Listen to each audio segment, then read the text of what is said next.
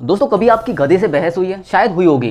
तो आज की कहानी उसी के ऊपर है। एक बार क्या होता है, एक जंगल में एक गधे में और एक बाघ में बहस हो जाती है। अब गधा जोर जोर से ढेचू ढेचू करके बाघ से बोल रहा होता है जो घास का रंग है वो नीला होता है, और बाघ बोल रहा होता है कि घास का रंग हरा होता है। अब लड़ाई इतनी ज्यादा बढ़ जाती है कि वो दोनों मारा पीटे पे आ जाते हैं। लेकिन वहां पर कोई समझदार लोमड़ी आ जाती है और उन दोनों की बात को सुनकर समझ जाती है भैया ये यहाँ पर सुलझने वाला केस नहीं। तो लोमड़ी बाघ और गधे से बोलती है तुम अपनी समस्या का समाधान जंगल के राजा शेर से करवाओ। तो उन दोनों को लगता है कि हाँ ये बिल्कुल सही है। तो वो दोनों पहुंच जाते हैं राजा के पास। अब शेर के पास जैसे ही पहुंचते हैं तो बाघ बोलने ही वाला होता है, उससे पहले गधा चालू हो जाता है। गधा बोलता है महाराज एक चीज बताइए, घास का रंग है वो नीला होता है ना? तो शेर बोलता है हाँ बिल्कुल नीला होता है। गधा बोलता है महाराज मैं बाघ को कब से समझा रहा हूँ लेकिन ये समझने को तैयार नहीं। ये बोलता है घास का रंग हरा होता है। तो इसी वजह से महाराज इस बाघ को कड़ी से कड़ी सजा दी जाए। अब गधे की बात को सुनकर जंगल का राजा बब्बर शेर ऐलान कर देता है कि बाघ को 1 साल की सजा होगी। अब गधा शेर की बात को सुनकर पूरे जंगल में नाचता घूमता फिरता है और सबसे बोलता है कि बाघ को 1 साल की सजा हो गई, बाघ को 1 साल की सजा हो गई। अब गधा तो वहां से चला जाता है लेकिन बाघ वहीं पर रहता है। तो वो शेर से पूछता है महाराज एक चीज बताइए,